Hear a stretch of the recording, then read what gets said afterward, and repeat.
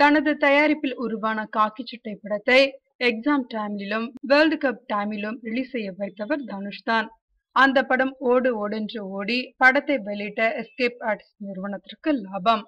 அன்று நழுவி போன எண்ணத்தை மீண்டும் செயல்படுத்துவார் போலிருக்கிறது தனுஷ். இந்த முறையும் அவரது முன்னாள் நண்பரான சிவகார்த்திகேயனின் ரஜினி முருகன் படம் திரைக்கு வரப்போகிறதா? போன முறை கொடுத்த குடைச்சல் எடுபடவில்லை. இந்த முறை எடுபடுவது மாதிரி ஏதாவது செய்ய வேண்டும் என்று அவர் நினைத்ததாகவும், அந்த ஒரு காரணத்திற்காகவே ரஜினி முருகன் படத்திற்கு பைனான்ஸ் கொடுத்திருக்கும் ஒருவரை நெருக்கி நல்லா பிரஷர் கொடுங்க என்று கேட்டு வருவதாகவும் தெரிகிறதா?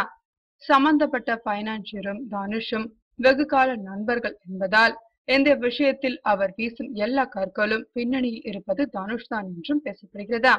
பொழுது போகவில்லை என்றால் எதையாவது மெல்லும் வழக்கம் கோடம்பாக்கத்தில் இருப்பதால் இந்த விஷயத்தை சீரியஸாக எடுத்துக்கொள்வதா சிரிப்பதா அதுவும் புரியவில்லை. ரஜினி முருகன் சற்று அவஸ்தையோடுதான் திரைக்கு வருவான் போலிருக்கிறதா?